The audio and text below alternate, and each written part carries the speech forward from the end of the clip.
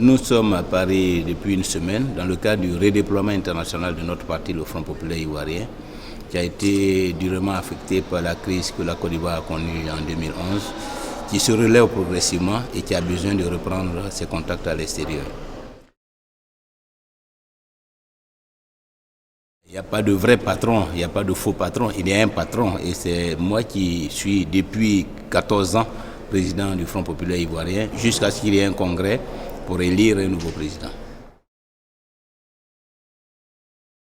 Non, le président Laurent Gbagbo n'est pas concerné par ces agitations qu'on observe en Côte d'Ivoire à propos justement de la présidence du Front populaire ivoirien.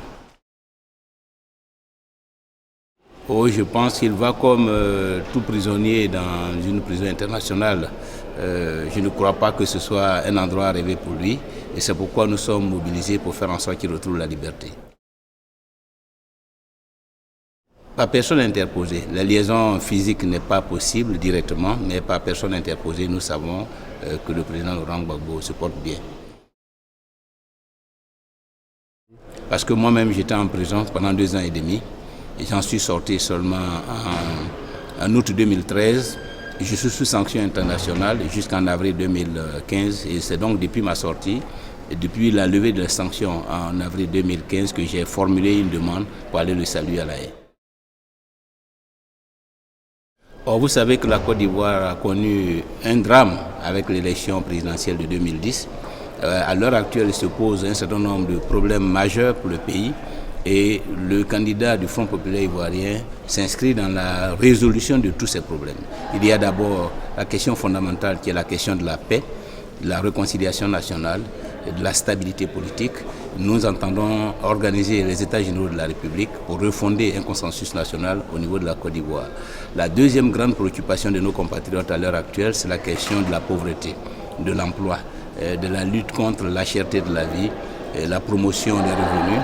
Et il y a trop de pauvreté, il faut mettre en œuvre toutes les actions nécessaires, qu'elles soient d'ordre économique ou social, pour lutter efficacement contre la pauvreté.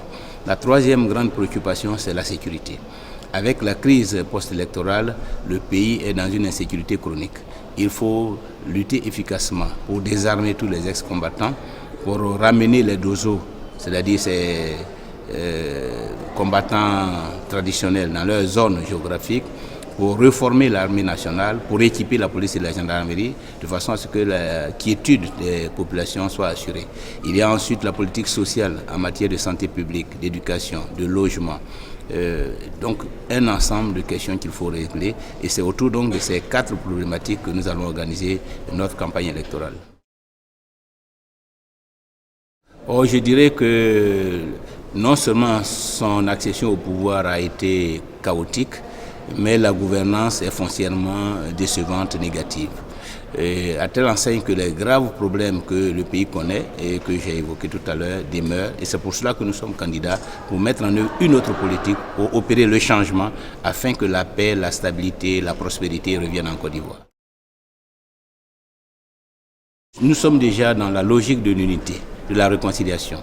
Et c'est pourquoi, depuis ma sortie de prison en août 2013, j'ai proposé les États généraux de la République comme un cadre de dialogue national pour qu'ensemble nous essayions de nous pencher sur les graves problèmes que le pays connaît depuis une vingtaine d'années, qu'ensemble, la main dans la main, nous rebaptisions un consensus national qui permet d'organiser le vivre ensemble dans la durée et dans la stabilité.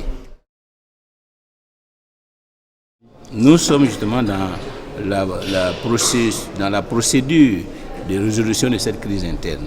Et je crois que nous sommes très avancés. Il y a eu des camarades qui n'ont pas compris la stratégie que nous avons proposée, qui n'ont pas compris l'orientation et les objectifs que nous nous sommes fixés.